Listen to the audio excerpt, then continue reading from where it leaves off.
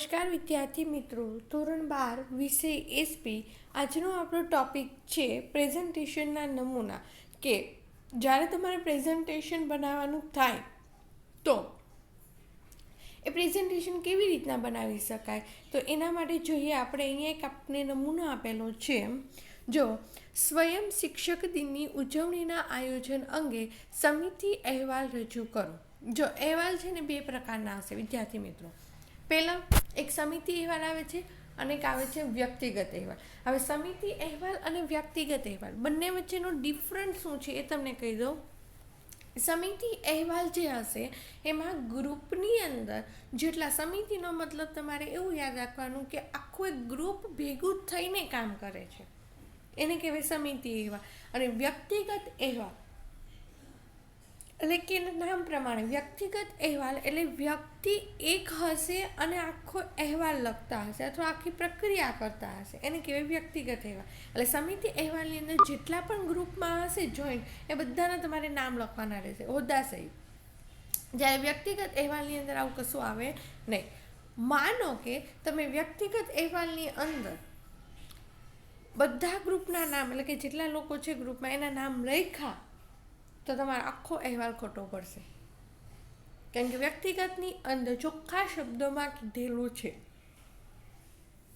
કે વ્યક્તિગત અહેવાલની અંદર કોઈ જાતના નામનો સમાવેશ થતો નથી, કારણ કે વ્યક્તિ એક હોય છે. જ્યારે સમિતિની અંદર ગ્રુપમાં કામ કરે છે એટલે નામનો સમાવેશ થશે, એટલું યાદ રાખવાનું રહેશે. તો આ છે સમિતિ અહેવાલ. જોઈએ સૌ પ્રથમ તો જે તમારો વિષય જે ટાઇટલ છે એને પહેલાં આપણે સેન્ટરમાં સૌપ્રથમ લખવાનું છે. શેના વિશે છે? તો સ્વયં શિક્ષક દિનની ઉજવણી અંગે. તો લખવાનું કે સ્વયં શિક્ષક દિનની ઉજવણી અંગે. ક્લિયર? ચલો ત્યાર પછી જુઓ, શાળાના વિદ્યાર્થી મંડળના સહ-અભ્યાસ અને બૌદ્ધિક પ્રવૃત્તિના મંત્રીની 5મી સપ્ટેમ્બર 2017ને સ્વયં શિક્ષક દિન તરીકે ઉજવવાની ભલામણને આચાર્યશ્રીએ માન્ય રાખી 5 વિદ્યાર્થીઓની સમિતિ રચી યોજનાપૂર્વકની રજૂઆત કરવાનું સૂચન કર્યું. તે અનુસાર અમે નીચે મુજબનો અહેવાલ રજૂ કરીએ છીએ. શું કીધું છે કે બધી પરમિશન મળ્યા પછી 5 વિદ્યાર્થીઓની સમિતિ એટલે 5 વિદ્યાર્થીઓનું ગ્રુપ બનાવી અને યોજનાનું આયોજન કરીએ છીએ. હવે સમિતિની અંદર કોણ કોણ છે તો કીધું છે સભ્યોની અંદર જો શ્રી ઋત્વિજ પુરોહિત એ સહ અભ્યાસ અને બૌદ્ધિક પ્રવૃત્તિના મંત્રી તરીકે ધોરણ 12ના છે. ત્યાર પછી શ્રી આદેશ પરમાર એ વર્ગ પ્રતિનિધિ છે. ત્યાર પછી કુમારી સ્વરૂપનંદન એ વિદ્યાર્થીની પ્રતિનિધિ છે. ત્યાર પછી કુમારી ઉજ્મા શેઠ એ વર્ગ પ્રતિનિધિ છે. ત્યાર પછી શ્રી ડેવિડ ક્રિપ્સ્ટ એ વર્ગ પ્રતિનિધિ છે.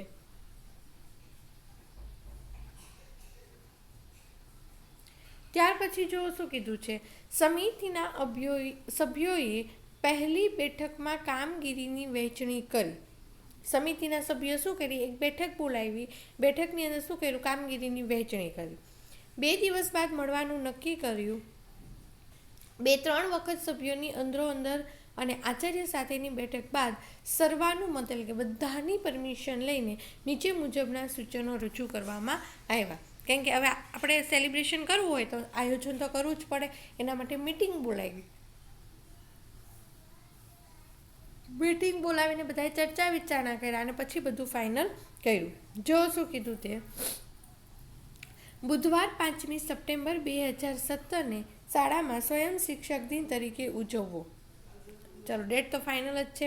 ત્યાર પછી વિદ્યાર્થીના રસના વિષય અને શિક્ષકની અનુમતિ બાદ જે તે વર્ગમાં શીખવવાના એકમો વિશે અગાઉથી માહિતી મેળવવી, પાક્કા પાયે તૈયારી કરવી.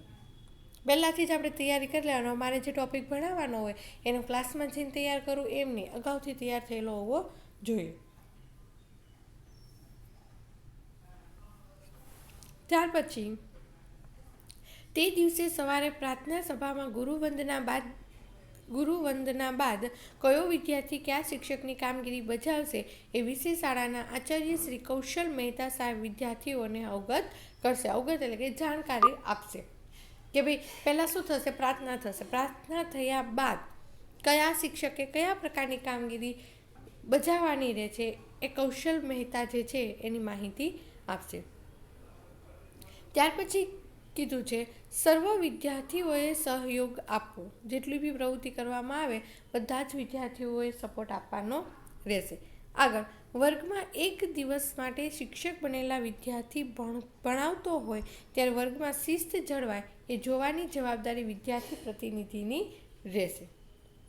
સમજણ પડી? એક જ દિવસ માટે જે શિક્ષક બનેલો છે એને કોઈ જાતની પરેશાની ઊભી ન થાય તો એના માટે શું કીધું છે, જે વર્ગ પ્રતિનિધિની નિમણૂક કરી છે ને એ બધું કામ જોશે. ત્યાર પછી વિજ્ઞાન અને શારીરિક શિક્ષણના વર્ગ પ્રાયોગિક તાસ તરીકે પ્રયોગશાળા કે મેદાન ઉપર ચલાવવાને બદલે વર્ગમાં જ પાઠ્યક્રમનું શિક્ષણ કાર્ય કરવું. કેવું હોય કે ભાઈ વિજ્ઞાનના પ્રયોગને એવું કરવાનું હોય તો આપણે પ્રયોગશાળામાં જવું પડે. ત્યાર પછી કીધું છે શારીરિક શિક્ષણ, દાવ કે એવું કરવું હોય તો મેદાન ઉપર જવું પડે. પણ શિક્ષક દિનની ઉજવણી કરીએ છીએ એ દિવસે કોઈએ બહાર નીકળવા નથી. જે કામ કરવાનું હોય એ ક્લાસમાં બેસીને જ કરવાનું રહેશે. આગળ,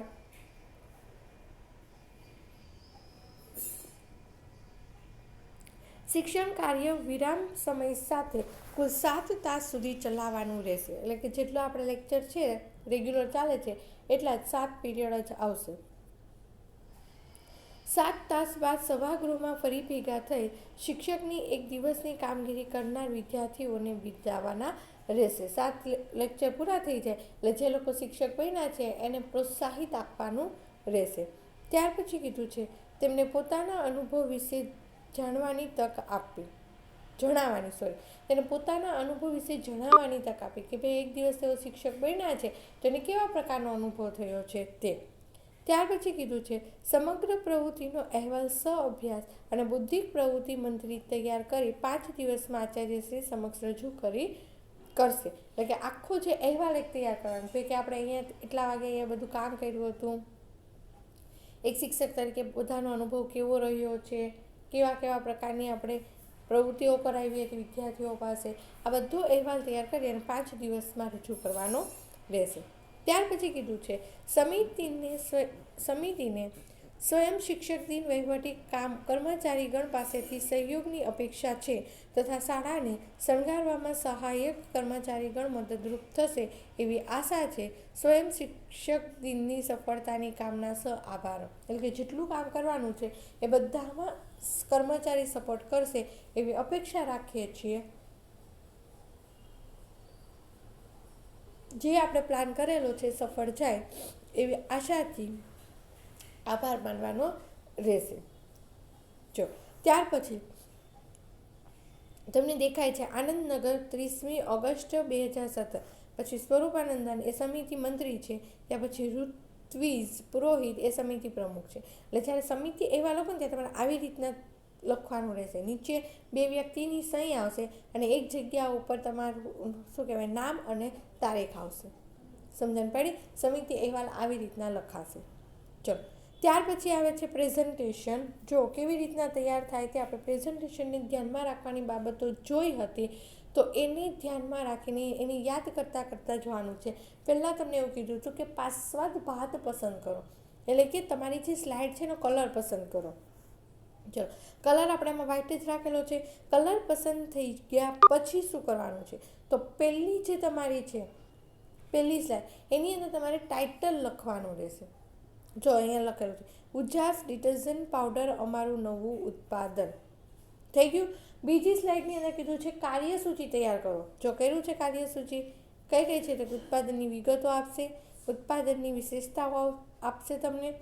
ત્યાર પછી વપરાશકાર વર્ગ અને તેમનું વર્ણન, વેપારની ઉજળી તકો કેવી છે, ત્યાર પછી પેકિંગની ઉપલબ્ધતા, ગ્રાહકોમાં પ્રસાર, ઉત્પાદકની ખાસિયતો, સ્પર્ધાત્મક કિંમત, આકર્ષક ભેટ યોજના, વિજ્ઞાપન અને પ્રસારણ, વેચાણ અને નિદર્શન અને ધ્યાન અક્ષર સૂત્રો. એટલી વસ્તુ સમજાવવાની રહેશે. સમજ પડી ગઈ? હવે બીજી સ્લાઇડની અંદર કાર્યસૂચિ એવી, કાર્યસૂચિમાં તમે જે 1 બાય 1 પોઈન્ટ લખ્યા છે ને, હવે એને સમજૂતી આપવાની. હવે જો ત્રીજી સ્લાઇડ હશે તો એમાં શું લખવાનું? ઉત્પાદનની વિગત. આવું ટાઇટલ મોટા અક્ષરે લખવાનું રહેશે. જો લખ્યું અહીં ઉત્પાદનની વિગત આપી, ત્યાર પછી 1 બાય 1 જો બધું આપી દીધું, જેટલા બી છે માહિતી એ બધી માહિતી. જો જરૂર જણાય તો તમારે ચિત્રો દોરવાના છે, જરૂર ના જણાય તો ચિત્ર દોરવાનું ફરજિયાત નથી. આવી રીતના ટાઇટલ આપી અને પોઈન્ટ પાડીને તમારે માહિતી આપવાની રહેશે. અને છેલ્લી સ્લાઇડની અંદર આભાર માનવાનો રહેશે. તો આવી રીતના આપણે પ્રેઝન્ટેશન તૈયાર કરવા. પ્રેઝન્ટેશન તમારે તમારી રીતના જ તૈયાર કરવાનું રહેશે. હું તમને ગમે એટલું સમજાવું એનો કોઈ મતલબ નથી, કારણ કે પ્રેઝન્ટેશન વસ્તુ એવી છે કે તમે માઇન્ડમાં શું વિચારો છો ને એ જ તમારે પ્રેઝન્ટેશનની અંદર લખવાનું રહેશે. ક્લિયર?